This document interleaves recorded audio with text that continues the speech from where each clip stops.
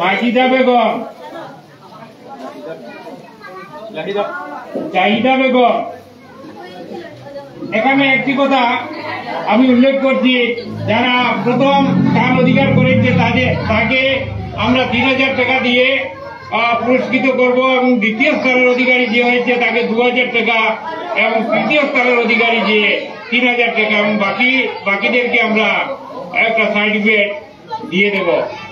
সেটা পরবর্তীতে হবে, কারণ এখন আর এই করোনা অনুষ্ঠানটা যদি দীর্ঘ করি তাহলে সেটা সবার সৌন্দর্য বিঘ্নিত হবে।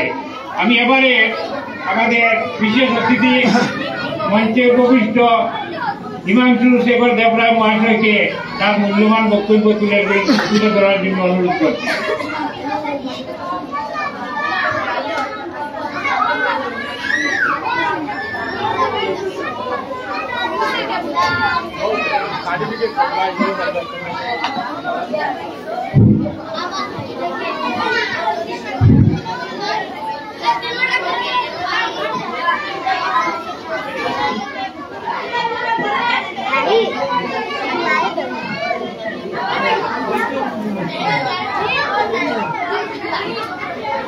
মাননীয় ইন্টারন্যাশনাল স্কুলের অধ্যক্ষ তথা সভাপতি, সম্মানিত এই স্কুলের শিক্ষক শিক্ষিকাবৃন্দ, উপস্থিত অভিভাবক মণ্ডলী, আর আমার অত্যন্ত প্রিয় ছোট ছোট ছাত্রছাত্রী ভাই ও বোনের, একটা কথা প্রথমেই বলে নেই, আমি অনেক জায়গায় যাই, খেলাধুলা আয়োজনের জন্যতে, পুরস্কার বিতরণীতে, কিন্তু যখন আমি কোনো স্কুলে যাই আমি সব সময় অধিক পছন্দ করি ছাত্রছাত্রীদের, বিশেষ করে যারা ইয়াংস্টার, ছোট ছোট কচিকাঁচা ছেলে মেয়েদের, ছাত্রছাত্রীদের সম্মুখে আসতে পারলে আমার ভীষণ ভালো লাগে। ছাত্রছাত্রীরা এই যে বসে আছে উজ্জ্বল দুটো চোখ নিয়ে, চোখের স্বপ্ন নিয়ে, ছোট ছোট কচিকাঁচারা এসছে ওদেরকে দেখতে, যাদেরকে বলা হয় দেব শিশু, যারা দেশকে প্রকৃত অর্থেই গড়ে তোলে, ওদেরকে স্থাপিত করতে ভীষণ ভালোবাসে। এটা ভগবানের আশীর্বাদ। শিশুরা আর শিক্ষকরা কেন সর্বত্র পূজিত হন, কারণ এই যে ঈশ্বরের দান, যে কচিকাঁচা ছেলেমেয়েরা, ওদেরকে মানুষ করে তোলেন ওরা, এবং এই যে আজকের যারা কচিকাঁচা, আগামীতে ওরাই দেশের ভবিষ্যৎ, ওদের হাতেই এই দেশ যাবে, ওরাই দেশকে গড়ে তুলবে। তাই যুগে যুগে এই শিশুরাদেরকে সবাই ভালোবাসে।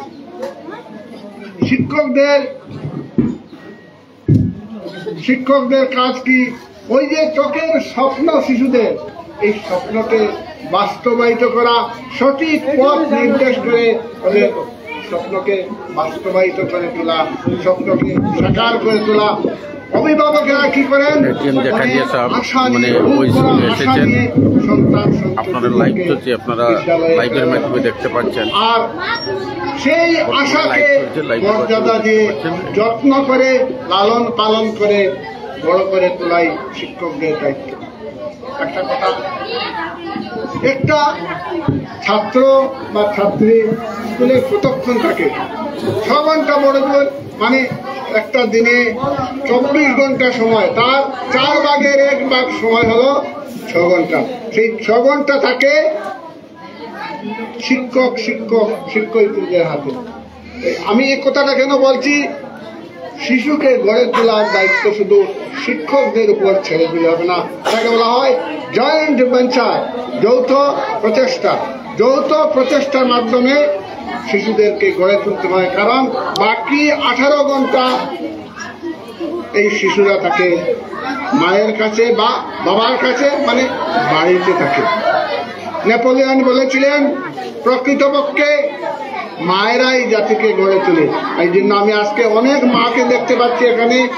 মায়েদের প্রতি আমার আবেদন, সেই দায়িত্ব প্রতিদিন যে 18 ঘন্টার দায়িত্ব সেটা আপনারা পালন করবেন। সন্তান সন্ততিরা বড় হবে, ভালো হবে। পৃথিবীতে প্রতিষ্ঠিত হতে গেলে শিক্ষার মাধ্যমের চেয়ে বড় মাধ্যম, উপযুক্ত মাধ্যম আর কিছু হতে পারে না। এই শিক্ষা অন্ধকার দূর করে, আলো সমাজকে আলোকিত করে, দেশকে আলোকিত করে, সমগ্র জগৎকে আলোকিত করে। সুতরাং এটাতে জোর দিতে হবে। আমি দেখতে পাচ্ছি অনেক মায়েরা এসছেন এখানে স্কুলে আসার পর এখানে ভেদাভেদ থাকে না।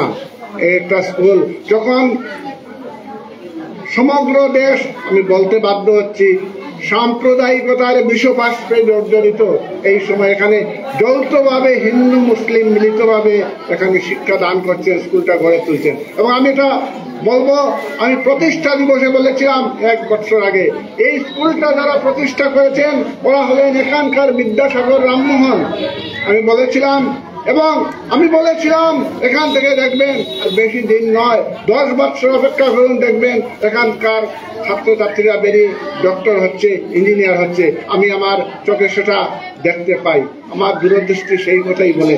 আমি দেখতে পাচ্ছি এখানে উজ্জ্বল চোখ নিয়ে, স্বপ্নের চোখ নিয়ে বাচ্চারা বসে আছে, আপনাদের উপর সেই দায়িত্ব। এবং এখানে সবাই মিলে যে শিক্ষাদান করছেন এবং যৌথভাবে করছেন, কোনো ভেদাভেদ নেই, এটা একটা দৃষ্টান্ত হতে পারে। আপনাদের শিক্ষকদের তথা গার্জিয়ানদের বা স্কুলের ম্যানেজিং কমিটির লক্ষ্য কি হওয়া উচিত? অনেক বছর এই দিক থেকে ছেলেমেয়েরা পূর্ব দিকে গেছে পড়াশোনা করতে। আপনাদের লক্ষ্য হওয়া উচিত যে পূর্ব দিক থেকে এখানে আসবে, এই স্কুলে আসবে, এখান থেকে যাবে না। এখনই আসতে শুরু করেছে, মানে স্কুলের শিক্ষার মান তথা ডিসিপ্লিন ইতিমধ্যে 1 বছরের মধ্যেই যথেষ্ট ভালো, আমি সেটা বলবো, নিশ্চয় বলবো। এবং ইতিমধ্যে 1 বছরের মধ্যে যত সংখ্যক ছাত্র হয়েছে, এই কৃতিত্ব আপনাদের সবার, এইটা আপনারা সবাই মিলে ভাগ করে নেবেন। এই কৃতিত্ব অন্য কেউ পাবে না। আপনাদের লক্ষ্য যেন সেটাই থাকে যে বাইরে থেকে ছাত্র এখানে আসবে। দেখুন, আনিপুর একটা স্কুল, আল ইকরাম, আগে বলা হতো রামকৃষ্ণনগরকে এতদিন অঞ্চলের শিক্ষার সবচেয়ে শ্রেষ্ঠ কেন্দ্র বা পীঠ, বিদ্যাপীঠ রামকৃষ্ণ বিদ্যাপীঠকে বলা হতো। এখন আপনারা খবর নিয়ে দেখুন, আমি ভালো করে জানি রামকৃষ্ণনগর থেকে অনেক ছেলে মেয়ে আল ইকরাতে গিয়ে শিক্ষা গ্রহণ করে। বাইরে থেকে ওরা উপযুক্ত শিক্ষক এনেছেন, পশ্চিমবঙ্গ থেকে এনেছেন, হাফলং থেকে এনেছেন। আমি জানি, আমার আগ্রহ থেকে আমি এটা জানতে পেরেছি। এখানে আমি দেখছি এত অঞ্চলেরই, কিন্তু শুধু এখানেই কনফাইন্ড নয়, শিক্ষকেরা আসছেন এবং হিন্দু মুসলমান উভয় সম্প্রদায়ের শিক্ষকেরা মিলে হিন্দু মুসলমান উভয় সম্প্রদায়ের ছাত্রছাত্রীদেরকে মানুষ করছেন। এটা দেখে আমার সত্যিকার অর্থে ভালো লাগছে। এটা যেন বজায় থাকবে আমি আশা করি। আর এইভাবে কথা বললে অনেক কথা হয়ে যাবে, ভালো লাগছে। আর ভবিষ্যতে স্কুলের আঙ্গিনা একটু ছোট, এটা কিভাবে কি বড় করা যায়, পরিচালন কর্তৃপক্ষ সেটা চিন্তা করবে। মাঠের প্রয়োজন, খেলাধুলা একটা অপরিহার্য অঙ্গ, শিক্ষার অপরিহার্য অঙ্গ শিক্ষা। আজকে দেখে ভালো লাগলো, এখানে সাংস্কৃতিক অনুষ্ঠান হচ্ছে, এখানে ছেলেমেয়েরা হয়তো, আমি জানি না ওরা নিজে গান করেছে কিনা, নাচ করেছে কিনা, কিন্তু না করে থাকলেও আমি একদম জোরের সঙ্গে বলছি ওরা করবে। এই পরিবেশ আছে, উজ্জ্বল ছাত্রছাত্রী আমি দেখতে পাচ্ছি। আর মায়েদের আমি প্রণাম জানাচ্ছি, আপনারা গড়ে তুলবেন। প্রধান কথাই আমি আগে বলেছি যে নেপোলিয়ান বলেছিলেন, মায়েরাই একটা দেশকে, একটা জাতিকে গড়ে তুলবে। সেই কাজে আপনারা অগ্রণী ভূমিকা পালন করবেন। যাই হোক, অনেক কথা বললাম। আমি বলছিলাম যে এই স্কুলের উন্নতি অবশ্যম্ভাবী, কিন্তু 1 বছরের মধ্যে এতটুকু উন্নতি হবে সেটা কিন্তু আমিও ভাবিনি। 1 বছরের সত্যি এটা অত্যন্ত প্রশংসনীয় উদ্যোগ। এই স্কুলের শিক্ষক শিক্ষয়িত্রী অধ্যক্ষ পরিচালন সমিতির এই কৃতিত্ব, এটা এগিয়ে যাবে।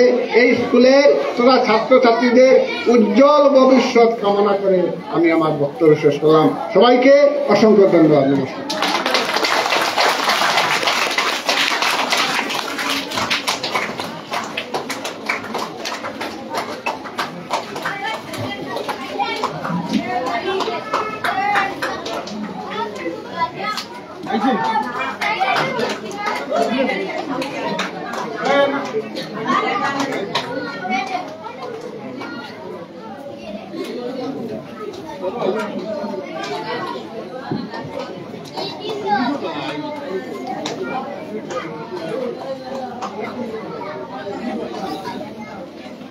বক্তাকে অনেক অনেক ধন্যবাদ। উনার বক্তব্যে যে একটা কথা ফুটে উঠেছে, শুধু উনার বক্তব্য নয়, পূর্ববর্তী বক্তাদের বক্তব্য একটা কথা ফুটে উঠেছে যে একটা বাচ্চাকে মানুষ করতে হলে মাকে সচেষ্ট হতে হবে। তাই আমার বিশ্বাস, যদি একজন মা সচেষ্ট হয় তাহলে তার ছেলে মেয়ে মানুষ হবে, সেটা নিশ্চিত। আমি এবারে মৌলানা সিরাজউদ্দিন সাহেবকে এরালিগুল পাবলিক হাই স্কুলের প্রধান শিক্ষক, ওনাকে তার মূল্যবান বক্তব্য রাখার জন্য অনুরোধ করছি।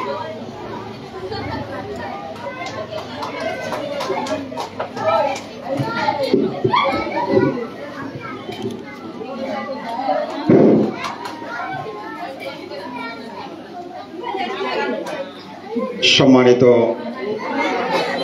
আল মিসবাহ ন্যাশনাল স্কুলের প্রধান শিক্ষক, মঞ্চ উপবিষ্ট আমার বন্ধুবর জামাল উদ্দিন সাহেব, প্রবক্তা রামকৃষ্ণনগর কলেজ, মঞ্চ উপবিষ্ট অন্যান্য শিক্ষা প্রতিষ্ঠান থেকে আগত সম্মানিত গুণীজন, জ্ঞানীজন, আমার সম্মুখে উপস্থিত অত্র স্কুলের ছাত্রছাত্রীদের অভিভাবক এবং আমার প্রাণপ্রিয় ছাত্রছাত্রীবৃন্দ, আমি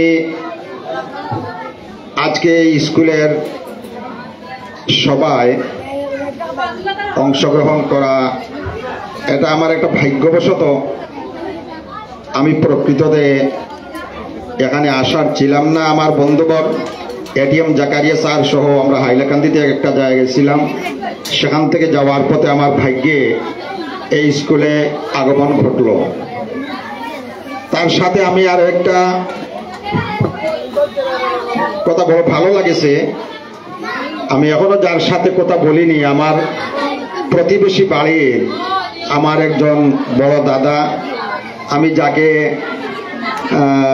শীতুদা বলে জানি, উনি আজকে আমার সম্মুখে দেখছে স্কুলের দায়বদ্ধতায় নিজেকে জড়িয়ে রেখেছেন।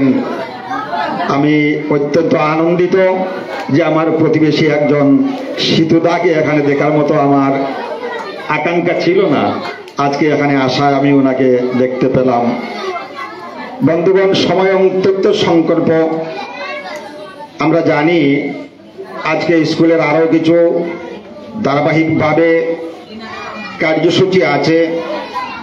আমি সংক্ষিপ্তভাবে দু একটা কথা বলে আমার বক্তব্য শেষ করব। আজকে দেখেন, দেশের যে প্রেক্ষাপট, শিক্ষার বাতাবরণ, সেই শিক্ষার বাতাবরণ অতীত থেকে বর্তমান প্রেক্ষাপটকে একটু আলোড়িত করেছে, পরিবর্তন এনেছে, যেটা কিছুদিন পূর্বে আমরা অনুধাবন বা আমরা অনুভব করতে পারছিলাম না। যার প্রমাণ হলো প্রতিটি এলাকায় প্রায় আমরা সরকারি স্কুলের সাথে সাথে আমরা এখন দেখতে পাচ্ছি আমাদের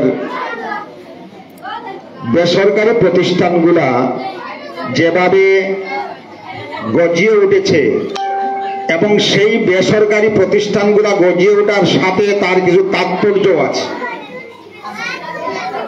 আজকে যদি আমার ঘরের কিনারে একটা প্রতিষ্ঠান থাকে, তাহলে আমার প্রয়োজনের তাগিদ অনিচ্ছাবশত সেই প্রতিষ্ঠানের তাগিদে আমাকে শিক্ষার বাতাবরণ আমার এলাকায় বা আমার ঘরে বা আমার বাড়িতে ফুটিয়ে তুলবে। অতি বাস্তব কথা, আজকে আমাদের সমাজ ব্যবস্থায় ছাত্রছাত্রীদের সংখ্যা যেভাবে আছে, সেই সাথে আমরা তাদেরকে তদারকির যে ব্যবস্থা আছে সেই ব্যবস্থাটা আমরা দিতে পারছি না। হ্যাঁ, এটা অনস্বীকার্য যে সময়ের তোপাতে সেটা বেড়ে যাচ্ছে। আমাদের অভিভাবকগণ পূর্বেকার যারা ছিল, সেই আমাদের অভিভাবকগণের দায়বদ্ধতার অভাবে আমরা সমাজের অনেক ব্রিলিয়েন্ট মেধাবী ছাত্রছাত্রী যারা শিক্ষার বাতাবরণ থেকে দূরে থেকে সমাজের অনেক ক্ষতি হয়েছে। আজকে আমাদের অভিভাবকবৃন্দকে আমি একটা কথাই বলবো, শিক্ষা প্রতিষ্ঠান কিভাবে থাকলো, তার ইনফ্রাস্ট্রাকচার কিভাবে, সেটাকে না দেখে শিক্ষার পরিবেশকে গুরুত্ব দেন, শিক্ষকদেরকে গুরুত্ব দেন, নিজেকে শিক্ষার সাথে জড়িয়ে রাখুন। শিক্ষার ফল হিসাবে আমাদের যে মেরুকরণ আছে, যে সার্কুল আছে, ছাত্র, শিক্ষক, অভিভাবক, সেই মেরুকরণকে খুব ভালোভাবে আপনারা অনুধাবন করেন। আপনারা যদি বুঝেন ছাত্র শিক্ষক দিলেই শিক্ষা হয়ে যাব, সেটা নয়। আমাদের অতি আবশ্যক বর্তমান সময়ে আমাদের অভিভাবকগণ আমাদের ছাত্রের সাথে জড়িয়ে থাকতে হবে। যদি এটা আমাদের হয়ে থাকে, তাহলে এমন এক দিন, এমন এক সময় আসবে যেটা আমার বাচ্চার জন্য কল্পনাতীত ছিল। আমার সেই জড়িয়ে থাকাটা, আমাকে আমার বাচ্চার সাথে জড়িয়ে রাখাটা এমনভাবে একটি ফলপ্রসূ হবে, যেটা একটি উদাহরণ দিয়ে আমি এই স্বল্প পরিসরে কথা শেষ করব। অভিভাবকরা যদি আমাদের ছাত্রছাত্রীদের সাথে জড়িয়ে থাকেন, তাহলে কি ফল হয় আমরা অনেকেই জানি। বিশ্ববরেণ্য একজন বৈজ্ঞানিক স্যার টমাস আলভা এডিসন, আমি আমার প্রাণপ্রিয় ছাত্রদেরকে অল্প সময়ের জন্য শান্তভাবে হওয়ার জন্য আমি আহ্বান করছি। এই কথাটি আমরা যেন অনুধাবন করলে আমার বিশ্বাস আমাদের জীবন এবং ভাগ্য পরিবর্তন হয়ে যাবে। আমি সংক্ষিপ্তভাবে বলতে চাই, স্যার টমাস আলভা এডিসন আজকে আমাদের এখানে কচিকাঁচা ছাত্রছাত্রীদের মতো উনি একজন কচিকাঁচা ছাত্র হিসাবে তিনি প্রতিষ্ঠানে ভর্তি হয়েছিলেন। তার মা স্যার টমাস আলভা এডিসনকে স্কুলে পাঠিয়ে দিলেন। অত্যন্ত পরিতাপের বিষয়, স্যার টমাস আলভা এডিসনকে স্কুলে যখন তিনি একেবারে ছোট, সেই সময়ে সেই স্কুলের প্রধান শিক্ষক তথা কর্ণধার যারা শিক্ষকরা, তারা একটা সিদ্ধান্ত নিল যে স্যার টমাস আলভা এডিসন নামক ছাত্রকে আমাদের স্কুলে আর রাখা যাবে না। কেননা টমাস আলভা এডিসনের মতো যদি একটা ছাত্র আমাদের স্কুলে পড়াশোনা করে, আর আমরা যদি এর অভিভাবকের দায়িত্বে থাকি, তাহলে আমাদের এই স্কুলের বদনামটা সর্বত্রই ছড়িয়ে পড়বে। এত বোকা একটি ছেলে। তাই আমাদের এই স্কুলের ভারসাম্যকে রক্ষা করার জন্য তার সিদ্ধান্তে উপনীত হলো যে স্যার টমাস আলভা এডিসনকে আমরা স্কুল থেকে তাড়িয়ে দেব। এই বলে প্রধান শিক্ষক একটি পত্র লিখলেন স্যার টমাস আলভা এডিসন স্যারের মাতার নিকট, ম্যাডাম, আমরা আপনার এই ছেলে টমাস আলভা এডিসনকে সিদ্ধান্ত নিতে বাধ্য হয়েছি যে আপনি আমাদের স্কুল থেকে নিয়ে অন্যত্র কোথাও তাকে পড়াশোনার ব্যবস্থা আপনি করে দিন। কারণ আমাদের এখানে স্যার টমাস আলভা এডিসন যদি থাকে, তাহলে আমাদের স্কুলের এই যে সুনাম, সেই সুনাম ধ্বংস হয়ে যায়। তাই আমাদের এই সিদ্ধান্ত উপনীত হওয়া এবং আপনার বিকল্প ব্যবস্থা নেওয়ার জন্য আপনাকে আমি এই পত্র লিখলাম। স্যার টমাস আলভা এডিসন পত্রে কি লেখা আছে তিনি জানেন না। মায়ের নিকট গেলেন, সেই পত্র দিলেন। মাতা, স্কুল থেকে আজ প্রিন্সিপাল স্যার এই পত্রটি দিয়েছেন। মা হাতে পত্র নিলেন। পত্র নিয়ে দেখলেন যে টমাস আলভা এডিসন তার ছেলে, তাকে স্কুল থেকে আজ চিরদিনের জন্য বিদায় দেওয়া হয়েছে। সে তো বোকা একটি ছেলে, যে ছেলেকে একটা স্কুলে পড়ানোর মতো সিদ্ধান্তে উপনীত হওয়া সম্ভব হলো না। মা পড়লেন। পড়ার পর টমাস বললেন, মা আপনি কি বলছেন? স্যার আপনাকে কি বলেছে আমার বিষয়ে? তিনি টমাস আলভা এডিসনকে সম্বোধন করে বললেন যে প্রিন্সিপাল স্যার যে লেটারটি দিয়েছেন তার ভাষাটি হুবহু তিনি পরিবর্তন করে ফেললেন এবং পরিবর্তন করে নিজের একটি ভাষা দিয়ে স্যার টমাস আলভা এডিসনকে বললেন, বাবা, স্যার বলেছে ম্যাডাম, তোমার ছেলে আলভা এডিসন এত একটা জিনিয়াস ছেলে, এত একটা মেধাবী ছেলে, যে ছেলেকে আমাদের মতো একটা সাধারণ স্কুলে পড়ানোর মতো শিক্ষক বা সাধারণ পড়াশোনার করানোর জন্য ব্যবস্থা আমাদের স্কুলে নেই, সে এত মেধাবী একটি ছেলেকে উন্নত মানের একটি প্রতিষ্ঠানে লেখাপড়া করার জন্য আপনি বাহিরে তাকে কোনো ব্যবস্থা করে দেন। পরবর্তীতে আরো কিছু তিনি বললেন, সারবস্তুটি হলো এটাই। টমাস ভাবতে পারলেন, আরে আমি কি এত মেধাবী হয়ে গেলাম যে আমাকে পড়ানোর মতো একটা শিক্ষক এই স্কুলে নেই।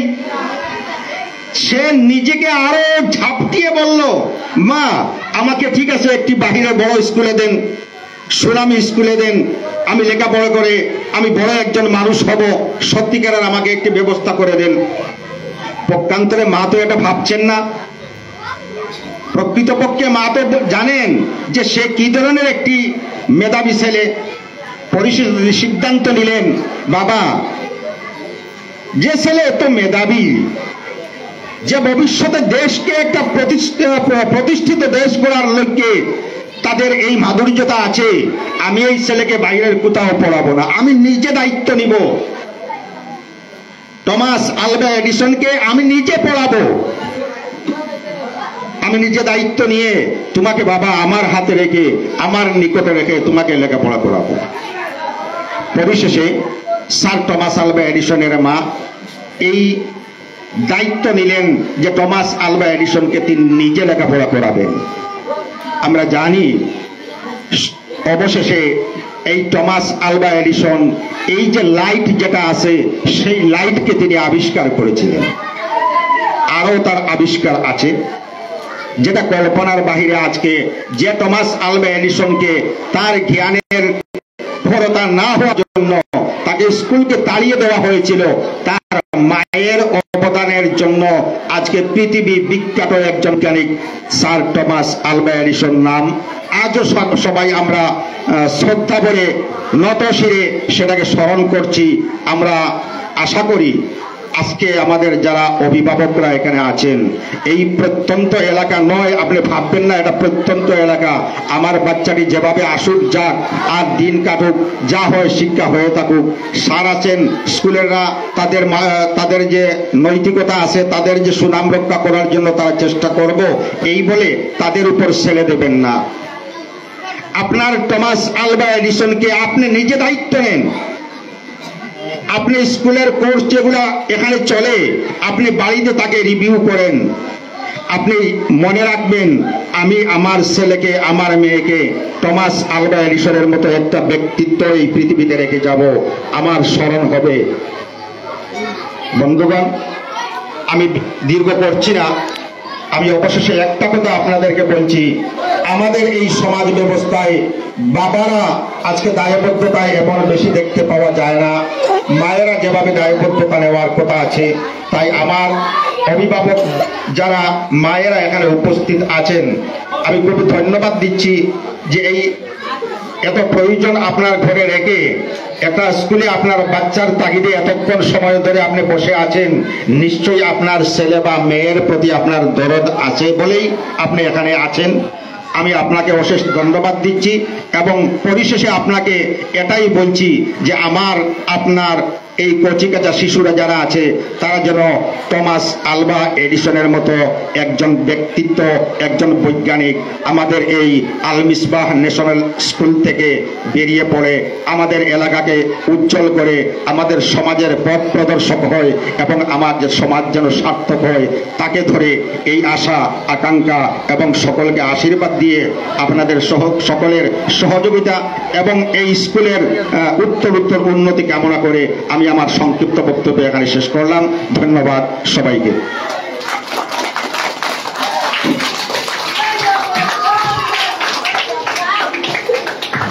বক্তাকে অনেক অনেক ধন্যবাদ। উনি তার বক্তব্যে স্যার টমাস আলভা এডিসনের যে গল্প বলেছেন, এই গল্পের মাধ্যমে ওই কথাটা ফুটে উঠেছে যে একজন ছেলেমেয়ের প্রকৃত শিক্ষক হতে হবে তার মাকে। এবার প্রশ্ন হচ্ছে, মা যদি শিক্ষিত না হন তবে কি হবে? মা শিক্ষিত না হলেও মা জ্ঞানী হতে পারেন এবং তার ছেলে মেয়ের জন্য তিনি সচেষ্ট হতে পারেন।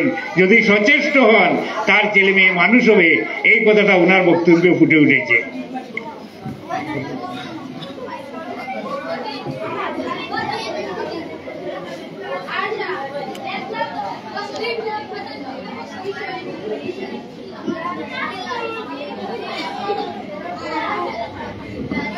এবারে আমি আজকের আমাদের বিশেষ অতিথি আসিমিয়া হায়ার সেকেন্ডারির কৃতি শিক্ষক এটিএম জাকারিয়া মহাশয়কে তার মূল্যবান বক্তব্যটুকু তুলে ধরার জন্য অনুরোধ করছি।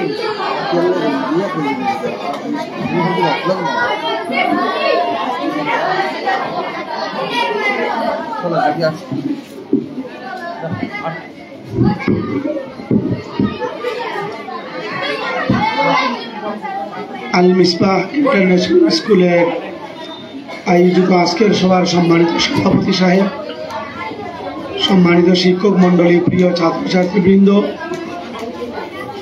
আমার আওয়াজ নষ্ট হয়ে গিয়েছে কয়েকদিনের বিভিন্ন প্রোগ্রাম এবং ঠান্ডার কারণে, তাই আমি কথা দীর্ঘ করতে পারব। ইতিপূর্বে আমি এখানে বসে 3 জন বক্তার বক্তব্য শুনেছি। 3 জন বক্তার বক্তব্য শুনেছি আমি। 3 জন বক্তা যে মূল্যবান বক্তব্য রেখেছেন, আমি মনে করি আমরা যদি এই 3 জনের বক্তব্য আমাদের জীবনে বাস্তবায়িত করি তাহলে আমাদের জীবন সফল হবে। এখানে অভিভাবক মণ্ডলীর উদ্দেশ্যে বলা হয়েছে, ছাত্রছাত্রীদের উদ্দেশ্যে বলা হয়েছে, স্কুল ম্যানেজমেন্টের উদ্দেশ্যে বলা হয়েছে এবং শিক্ষক শিক্ষয়িত্রী মণ্ডলীর উদ্দেশ্যেই বলা হয়েছে। তাই আমি শুধু একটাই বলবো, আমার প্রিয় ছাত্রছাত্রী সবাই, আমি ছাত্রছাত্রী সকলের উদ্দেশ্যে বলছি, সকল ছাত্রছাত্রী হাত দাও, সবাই হাত দাও। আমরা একটা প্রতিজ্ঞা করব যে আমরা ভবিষ্যতে বড় মানুষ হব। সবাই বলো, আমরা ভবিষ্যতে বড় মানুষ হব। আমরা দেশের সেবায় আত্মনিয়োগ করব। আমরা জাতি ধর্ম নির্বিশেষে সকলের সেবা করব। আমরা জ্ঞানী হব, তার জন্য আমরা সবাই চেষ্টা করব। দেখো, টমাস আলভা এডিসনের কথা বলা হয়েছে। টমাস আলভা এডিসনের মা সেই কনফিডেন্স এবং বিশ্বাস রেখেছিলেন আমার ছেলে মেধাবী হবে, পারবে। এবং টমাস আলভা এডিসনও ইচ্ছা প্রকাশ করেছিলেন আমি পারব, ওনার পক্ষে সম্ভব হয়েছে। আমরা সবাই নাম শুনেছি ডক্টর এপিজে আব্দুল কালামের নাম। কারা শুনেছ ডক্টর এপিজে আব্দুল কালামের নাম? হাত উঠাও। ডক্টর এপিজে আব্দুল কালাম, উনি ভারতের রাষ্ট্রপতি ছিলেন, মিসাইল ম্যান ছিলেন, বড় বৈজ্ঞানিক ছিলেন। উনি একটা কথা বলেছিলেন, small aim is a crime. ছোট স্বপ্ন একটা ভুলের কাজ, একটা ক্রাইম। বড় স্বপ্ন দেখার জন্য আমাদেরকে বলেছিলেন। তাই আমরা সবাই বড় স্বপ্ন দেখব এবং বড় হিসাবে কাজ করব, সেই আহ্বান রেখে আমার বক্তব্য শেষ করছি। ধন্যবাদ।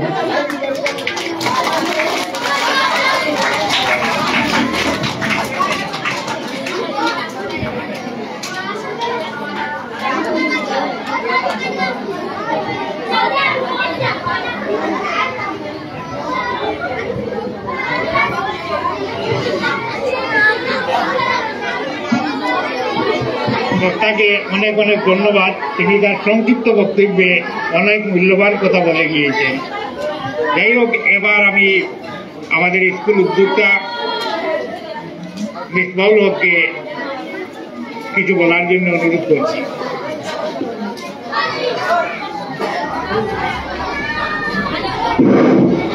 আসসালামু আলাইকুম।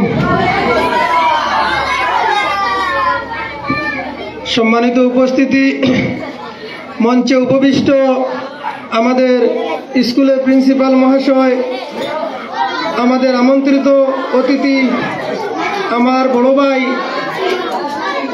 ভাই এই মর্মে বলছি যে আমার অত্যন্ত আদর্শ শিক্ষক হজরত মৌলানা বর্তমান নাইবে আমিরে শরীয়ত বদরুল হক এমনি সাহেব তান ছেলে এটিএম জাকারিয়া কাসিমি ভাই মঞ্চে উপস্থিত আছেন।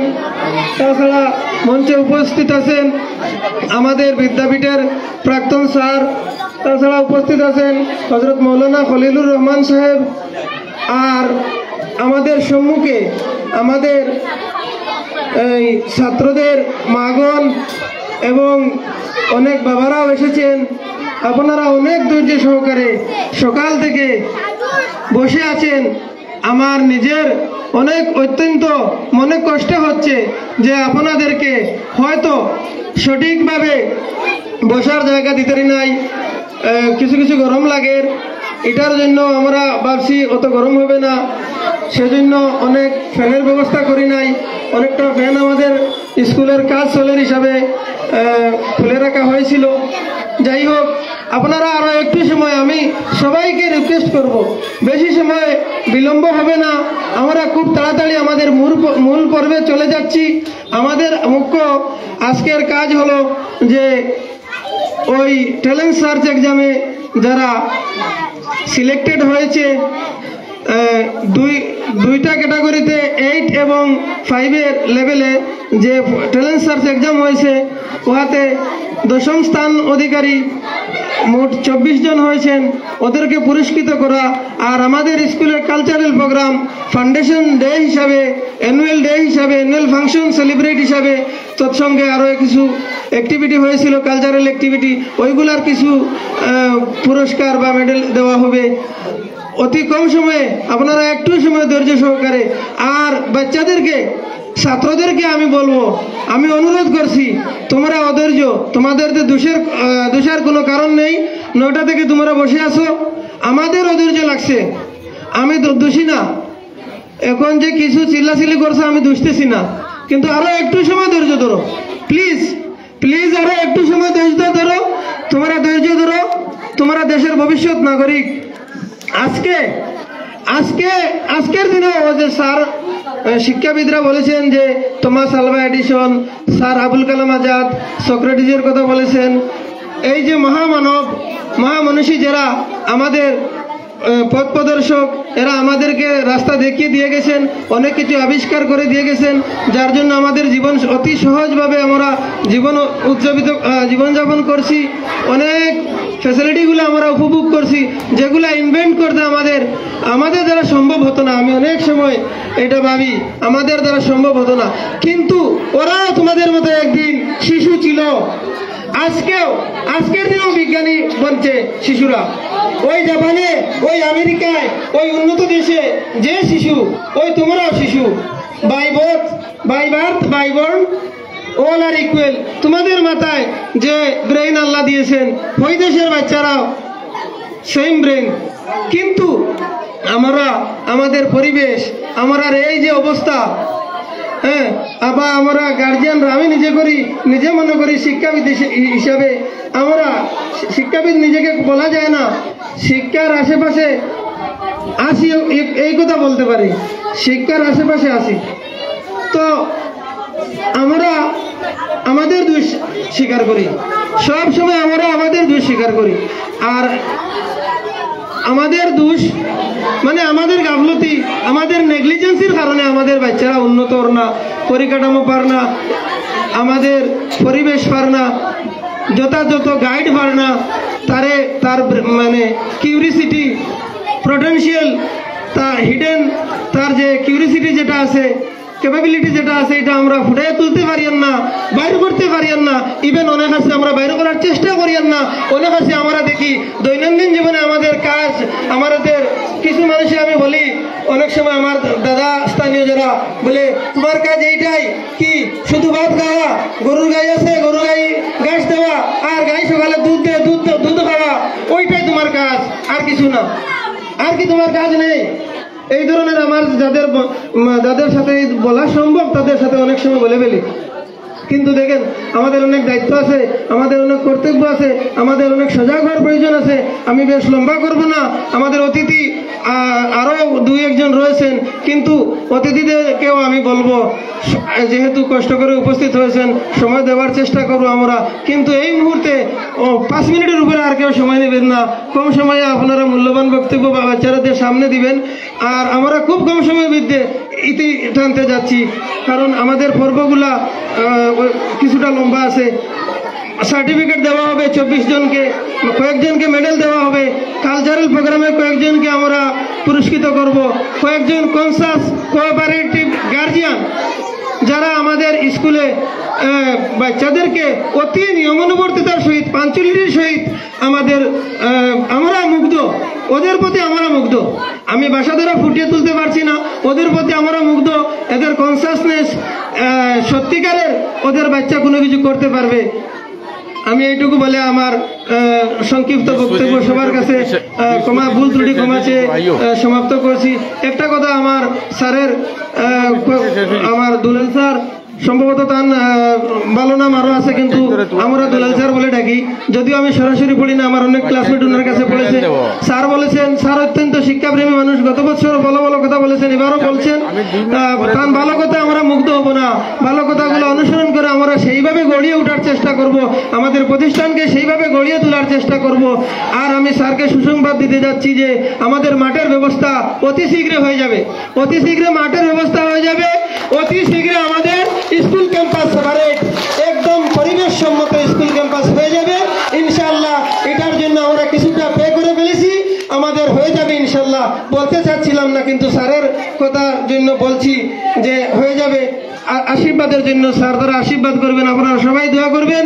আমাদের জায়গার ব্যবস্থা হয়ে গেছে, আমরা অতি কম সময়ের মধ্যে ভালোভাবে স্কুল পরিবেশ সম্মত, বিজ্ঞানসম্মত, প্রিন্ট রিচ এনভায়রনমেন্ট, আমি বলতে গেলে অনেক, কারণ আমরা অনেক সময় ট্রেনিংয়ে যাই, শিক্ষা তাসি হিসাবে অনেক সময় ট্রেনিংয়ে যাই, অনেক কিছু শুনে আসি, সেই মর্মে সেইগুলো ইমপ্লিমেন্ট করতে গেলে অনেক আমাদের প্রয়োজন আছে।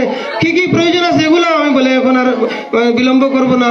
আমার সংক্ষিপ্ত বক্তব্য এখানে ভুল ত্রুটি সমাপ্ত করছি, ভুল ত্রুটি ক্ষমা করবেন। ধন্যবাদ।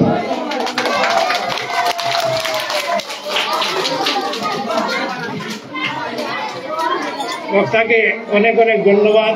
তিনি তার বক্তব্যে তার যে স্কুল প্রতিষ্ঠার ব্যাপারে যে মনের যে আবেগ সেটুকু ফুটিয়ে তুলেছেন, সেটার জন্য অসংখ্য ধন্যবাদ।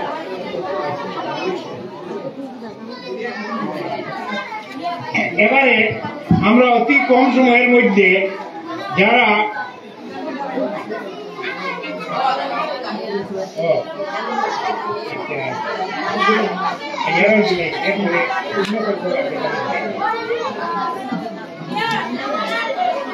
আচ্ছা, আমি এবারে নজরুল আলম ভাইকে মঞ্চে এসে আসন গ্রহণ করার জন্য অনুরোধ করছি।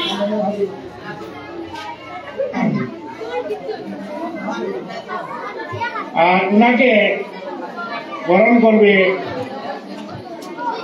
মিসবাউল হক।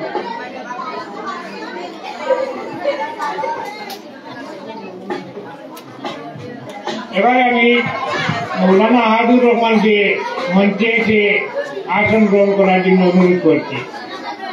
ওনাকে বরণ করবে আমাদের স্কুলের শিক্ষক মুজিবুর রহমান।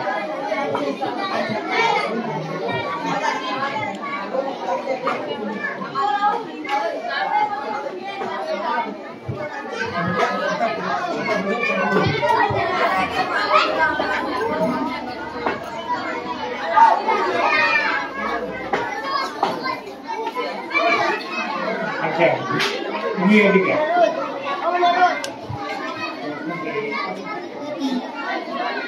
অত্যন্ত রামকৃষ্ণনগর এলাকায় খাসিটিলাতে এই সম্মেলনটা স্কুলের যে কাঠামো, যেটা আমি লাইভের মাধ্যমে দেখাচ্ছি, ক্লাস 5 এর পরীক্ষায় কৃতিত্ব লাভ করেছে প্রথমে আমি ফার্স্ট, সেকেন্ড, থার্ডের নাম ঘোষণা করেছি। সেকেন্ড এবং থার্ডের সেকেন্ড সপ্তদ্বীপ ঘোষ,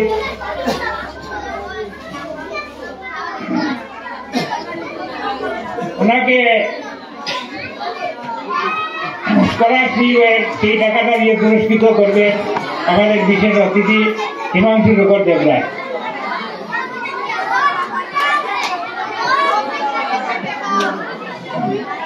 ক্যাশ 2000 টাকা। এবারে সাইরুল হক তৃতীয় স্থানের অধিকার যে হয়েছে তাকে আমাদের বিশেষ অতিথি এটিএম জাকারিয়া মহাশয় 2000 টাকা এবং সঙ্গে 1000 টাকা দিয়ে পুরস্কৃত করে।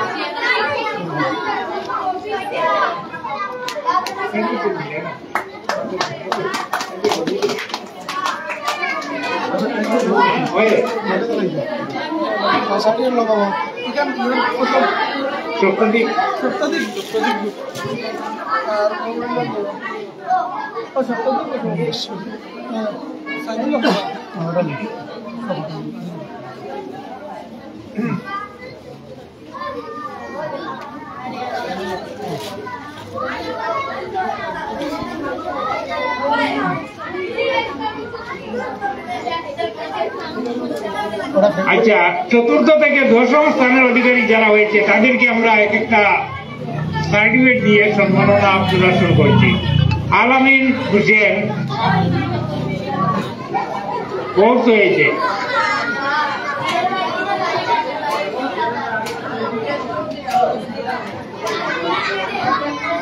রাহুল হোসেন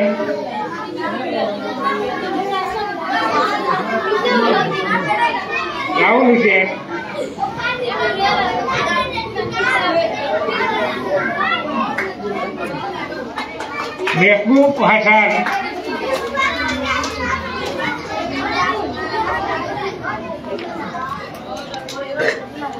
মোহাম্মদ দানিয়াল,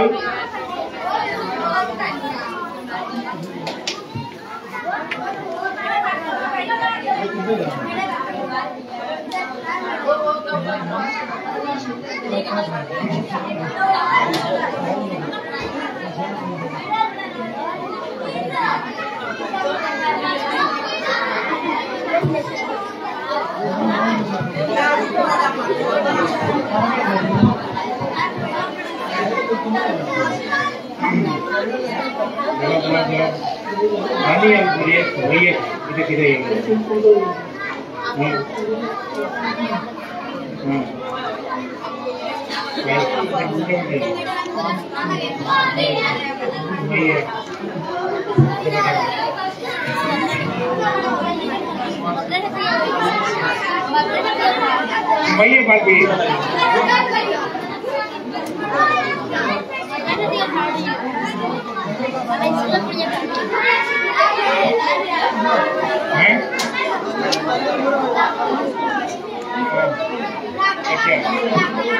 सुमैया परवीन, मनिरुल आलम,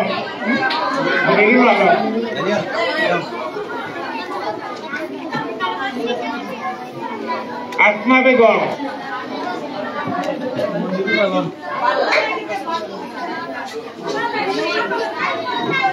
জাকিয়া বরদুল,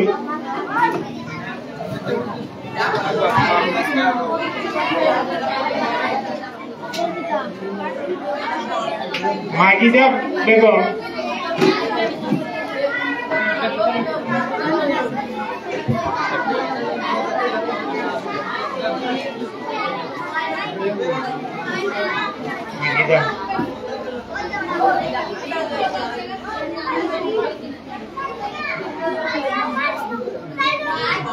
জাহিদা বেগম,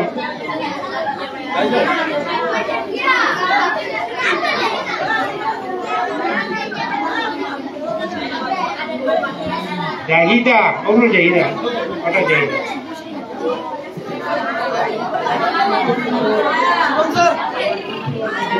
হ্যাঁ এই দেখো ওটা দেখো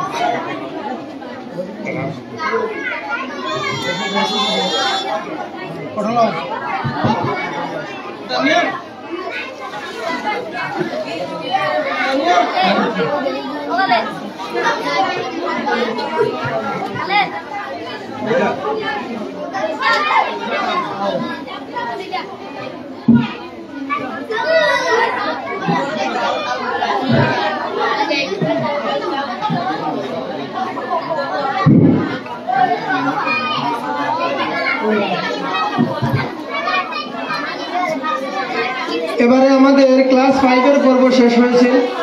আমরা দিতে যাচ্ছি ক্লাস 8 এ। প্রথম র্যাঙ্ক ফার্স্ট র্যাঙ্ক অর্জন করেছে জাসমিন সুলতানা সাদউদ্দিন। ওনাকে 3000 টাকা নগদ এবং সার্টিফিকেট দিয়ে পুরস্কৃত করা হবে।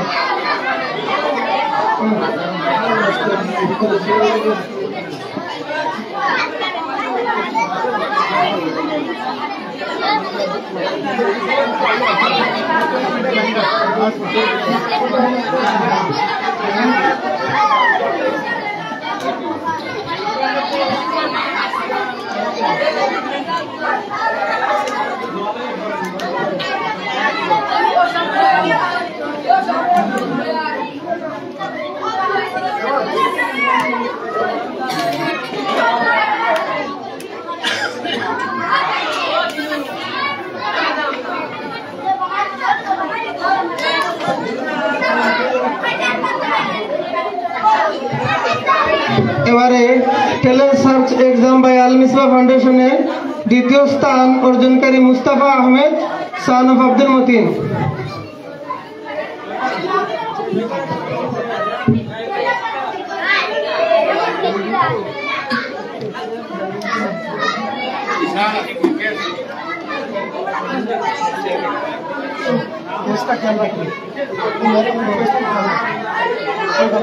তৃতীয় স্থান অধিকারী Rajdeep Namasudra son of Bhupendra Namasudra.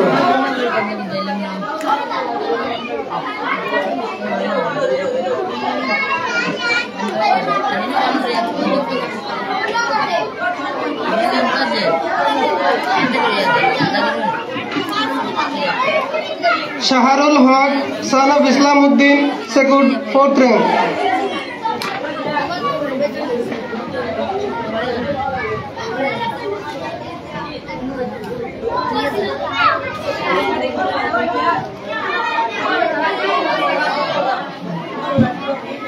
Shahrul Alam son of Abdullah secured 5th rank.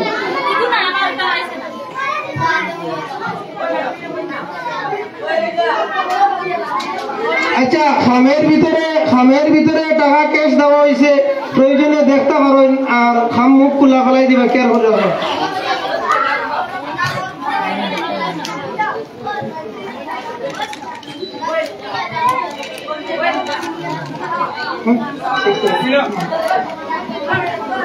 Fahmida Shabnam daughter of Sabir Uddin secured 6th rank.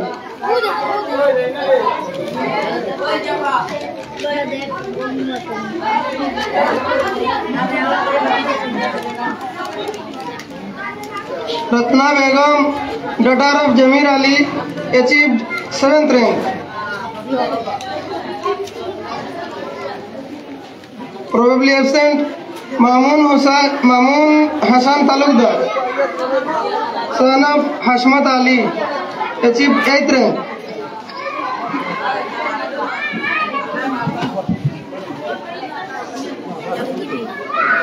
Mehbooba Yasmin daughter of Ikhlasuddin achieved 9th rank.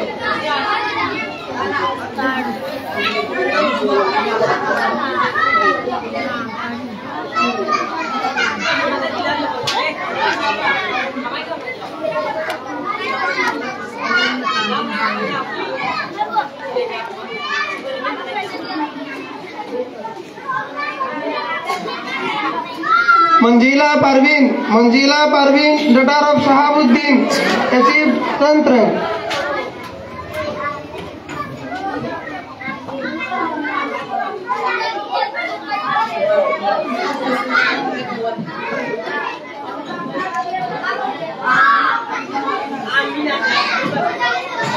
तो हमारे অনলাইন সার্চে প্রাইজ ডিস্ট্রিবিউশন এখানে সমাপ্ত।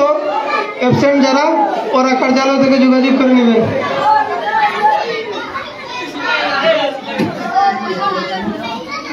এবারে আমি বিশিষ্ট